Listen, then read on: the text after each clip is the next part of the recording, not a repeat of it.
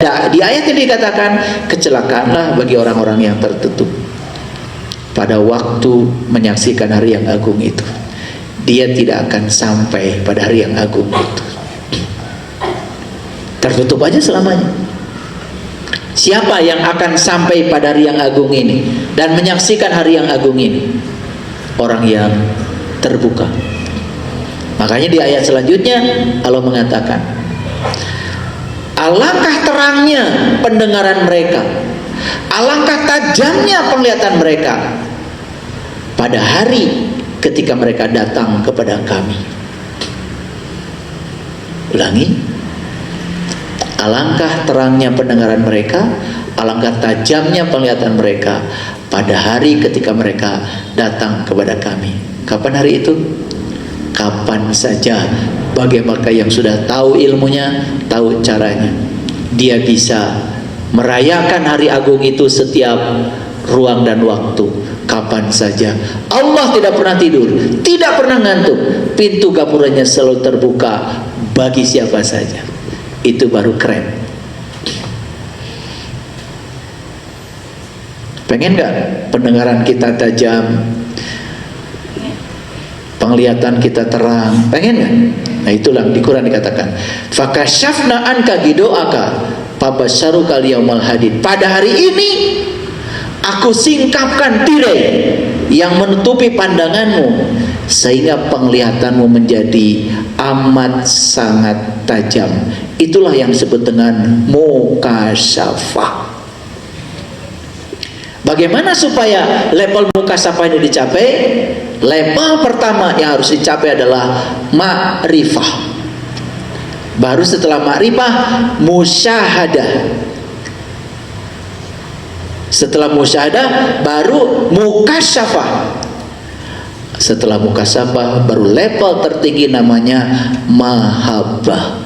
Makanya disebut 4M. 4M itu ma'rifah, musyahadah, mukasyafah, mahabbah. Ini belum apa-apa sudah bilang cinta. Makanya cintanya menuntut terus, menuntut Tuhan supaya sesuai dengan apa yang dia mau. Perhatikan Bapak Ibu,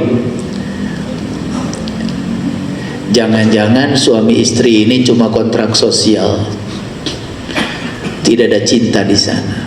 Karena faktanya saling merantai, saling membelenggu, saling menyakiti, saling menuntut. Ada nggak yang kayak gitu? Ada apa banyak? Ingat itu. Tidak ada cinta di situ. Dia hanya melakukan kontrak sosial yang disebut dengan rumah tangga. Dia bukan sepasang kekasih. Bukan. Hanya terjebak oleh kontrak sosial saja sebagai suami istri. Tapi setiap hari saling menyakiti dengan kata-kata, dengan tindakan. Di situ gak ada cinta. Apa cinta? Cinta itu adalah memberi. Apa? Ulangi. Apa cinta? Memberi. Suka menuntut, suka mengatur, suka mengendalikan, takut kehilangan. Bohong. Cinta,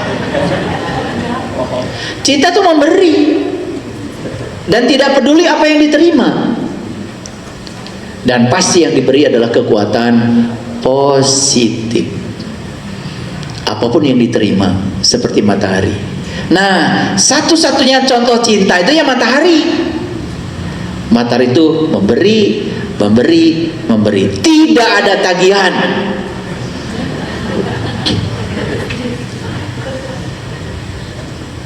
Makanya matahari itu disebut proses yang irreversible. Dia tidak dapat balik karena cuma satu arah. Kalau proses yang dapat balik itu namanya reversible. Dapat balik. Matahari melepaskan aja sinar, setelah itu tidak peduli. tidak pernah ada catatan kebaikan. Beda sama kalian. Dulu tahun sekian kamu pernah dibeliin baju, tuh masih ingat? Udah 20.000 tahun yang lalu.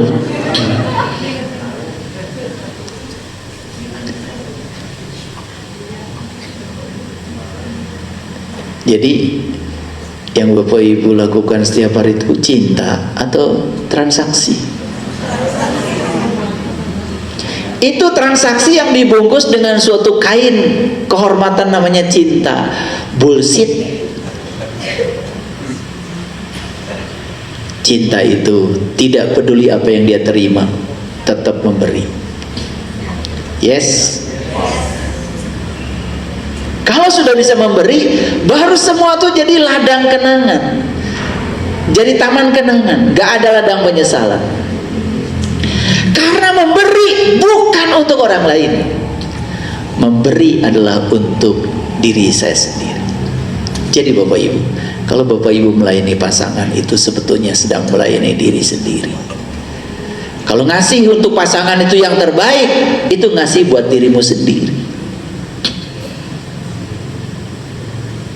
Ada kasus di mana ketika istri minta emas, suami diam, karena diam itu adalah emas.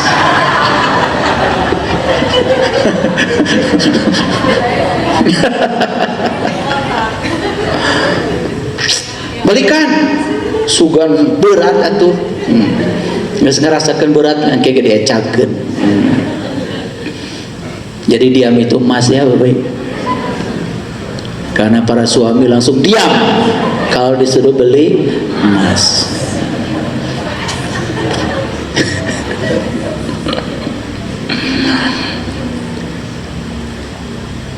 Alangkah terangnya pendengaran mereka, alangkah tajamnya penglihatan mereka pada hari saat mereka datang kepada kami. Labbaik Allahumma labbaik. Allah bersamamu lebih dekat daripada urat nadi lehermu. Untuk datang kepada Allah, tidak usah pergi ke tempat yang jauh. Labbaik Allahumma labbaik bisa dilakukan di setiap ruang dan waktu, di sini, saat ini, sekarang, bagi mereka yang tahu ilmunya, tahu caranya. Itulah haji yang hakikat. Maaf Bapak Ibu, yang pergi ke tempat yang jauh belum tentu bisa ketemu jati dirinya. Karena apa? Saya tidak pernah menemukan ayat dalam Al-Quran yang mengatakan Allah tinggal di satu negara, Allah tinggal di tempat yang jauh. Tidak ada ayatnya. Silahkan buka ayatnya. Allah bilang, wa nahnu aqrab ilaihi min hablil warid. Aku lebih dekat kepada kamu melampaui dekatnya urat nadi leher. Di mana urat nadi leher? Di sini. Dia lebih dekat lagi. Kenapa kita mengunjunginya harus pergi ke tempat yang jauh?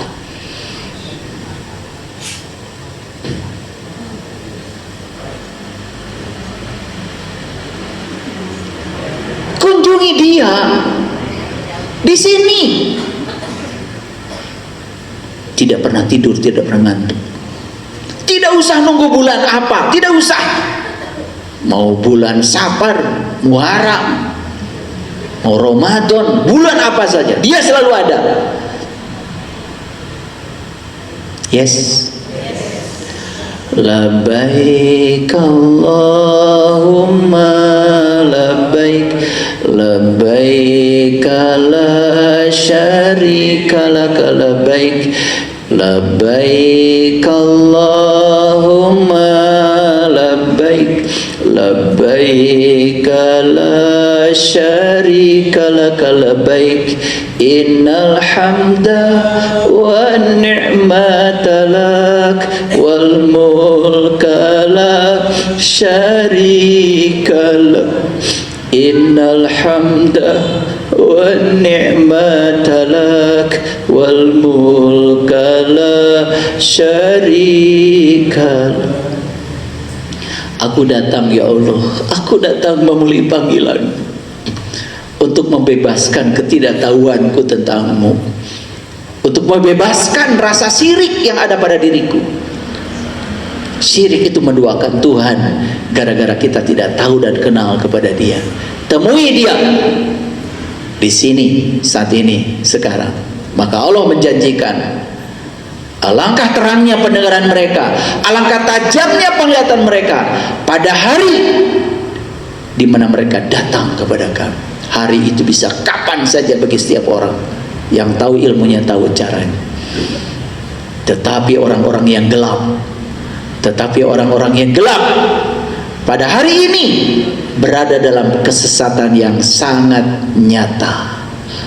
Gak tahu. Allah yang ada dalam dirinya aja dia nggak tahu. Maka di ayat yang selanjutnya, surat Maryam ayat 39, dan berilah mereka peringatan tentang hari penyesalan. Wa angdirhum yaumal hasroh, hari penyesalan. Kapan hari penyesalan? Bisa kapan saja. Bapak Ibu, saya tanya, Bapak Ibu sering menyesal? Sering. Itu hari penyesalan. Dan kapan kita menyesal? Ketika melakukan tindakan bodoh. Coba pada saat menyesal, apa yang terjadi? Waduh, bodoh saya, jadi aja saya ketipu. Hari penyesalan itu adalah hari di mana kita sedang menerima akibat dari sebab yang kita buat sendiri. Tahu hari penyesalan? Sudah mengalami? Waduh, itu menyesal sudah berulang-ulang kali, masih bilang hari penyesalan nanti di sana. Di mana? Hari penyesalan itu sudah dialami. Kapan ibu bapak menyesal? Ketika bapak ibu melakukan tindakan yang bodoh. Ketika harus menerima akibat dari tindakan itu. Betul? Coba.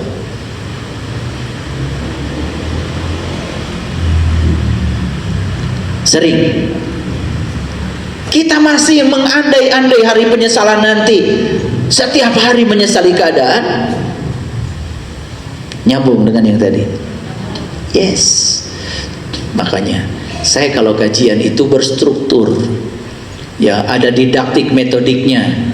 Kebetulan saya ini ahli pendidikan. Di samping saya juga sebagai ya ahli fisika. Jadi fisika itu adalah ilmu yang mengajarkan tentang struktur berpikir. Makanya sudah terpolna di sini. Kalau saya ngasih kajian ya ada strukturnya. Ya cuma tidak usah tahu Bapak Ibu. Yang penting kan ngerti. Kalau saya jelaskan strukturnya nanti panjang lagi. Yang penting ngerti lah. Oh enak ya, gampang dipahami, ayat-ayatnya jelas gitu. Kan yang paling penting itu. Tapi yang lebih penting lagi setelah ini bisa mengubah semua ladang penyesalan menjadi taman kenangan. Hidup itu indah dan menakjubkan. Dan berilah mereka peringatan tentang hari penyesalan. Arti hari penyesalan? Hari saat kita menerima akibat dari sebab yang kita buat. Yes. Nah, seharusnya kita bertanggung jawab terhadap semua akibat yang kita ciptakan sendiri. Mulai sekarang jangan disesali apapun yang terjadi. Kan itu pilihanmu. Nyesel deh nikah dengan dia. Bilang sama ibu bapak, apa pilihan neng? Mohon kapukur tidak karayu eta beda masihan arto 1000.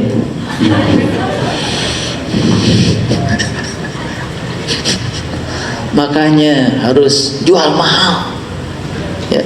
Jangan mudah dirayu-rayu. Jadi kayak gitu. Ya, semua juga kebodohan ya. Tapi nggak apa-apa kan, masa lalu bagus kan? Bagus. Untuk nikah jeung setan mah moal aya di dieu.